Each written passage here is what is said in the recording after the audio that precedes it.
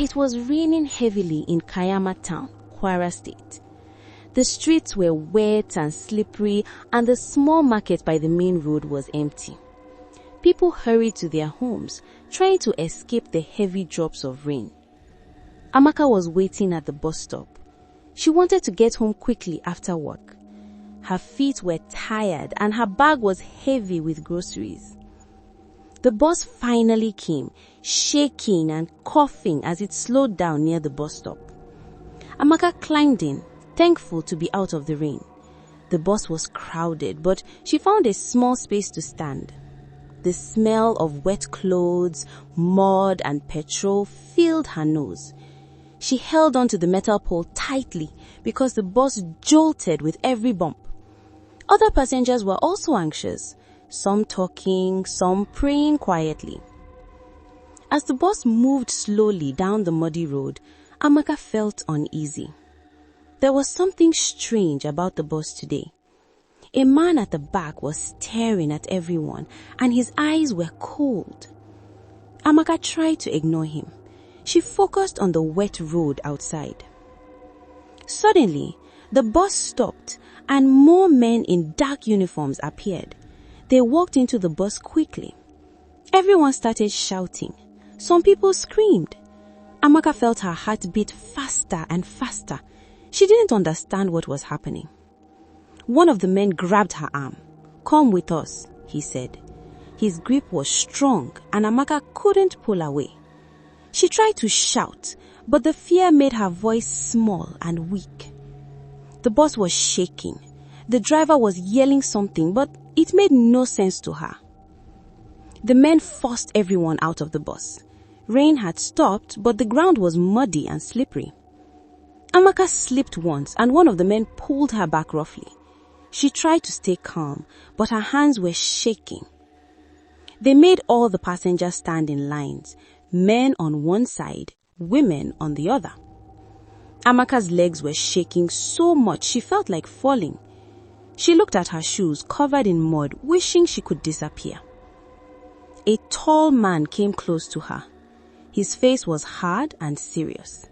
He looked at her as if she was nothing. Then he spoke in a low voice. "Your money, your phone, everything, now." Amaka's hands trembled. She reached into her bag and gave him her phone and wallet. He checked them quickly and nodded to another man who took her bag. Amaka felt sick in her stomach. Her heart was hammering and she could not breathe properly. The men started walking them away. The group moved through wet fields. Mud stuck to their shoes and the ground made every step hard. Amaka kept her head down.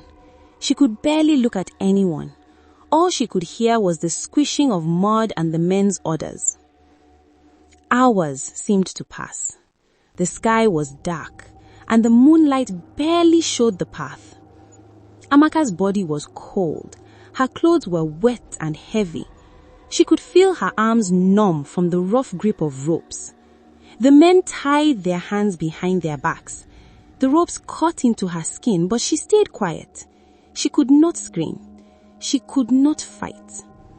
Her mind was full of fear.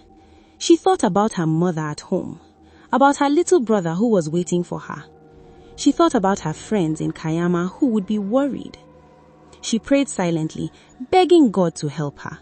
She whispered, "Please, make me survive. Don't let them hurt me." The tall man spoke again. His voice was calm, but it sent shivers down her spine.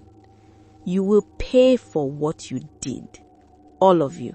Your money, your life, everything." Amaka did not understand. They had done nothing wrong, yet they were here, in the middle of nowhere, tired and scared. She stayed quiet and followed every order. One wrong move could make things worse. The men checked everyone. They went through pockets, bags, and even shook people. Some were hit. Some cried quietly. Amaka only kept her head down and stayed still. Time passed slowly. The wind became colder and the night felt endless. Amaka's teeth chattered, but not as much as her heart. Every sound in the dark made her jump. She did not know if she would live until morning. Finally, light started to appear in the sky.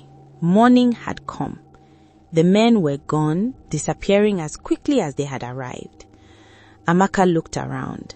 Some of the other passengers were hurt badly. Some were crying, holding each other, but everyone was alive. Amaka sat on the wet ground, shivering. She was soaked, hungry, and scared, but alive. She thanked God quietly, over and over, for keeping her safe. She looked at the muddy road and promised herself she would never take her safety for granted. From that day, Amaka always remembered how fragile life could be. She remembered that money, work, and plans meant nothing if she did not survive to see tomorrow.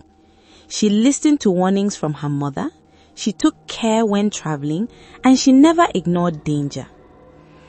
Amaka's heart was heavy with the memory, but she was stronger now. She learned to appreciate life in Kaiama, Kwara State, in a new way. Every time it rained, she thought about that night. She thought about how fear had felt, how prayers had helped, and how lucky she was to be alive. She shared her story with friends and family, warning them about danger. She reminded them to be careful, to respect safety, and to value life more than anything else. The memory never left her, but it taught her an important lesson. No matter how small you are, life is precious, and every moment counts. Amaka never forgot the night in the muddy fields. She never forgot the fear, the cold, and the ropes cutting into her hands. But she also never forgot the strength she found inside herself, the courage that carried her through, and the hope that kept her alive. She walked carefully from that day, through rain or shine, through mud or dry ground.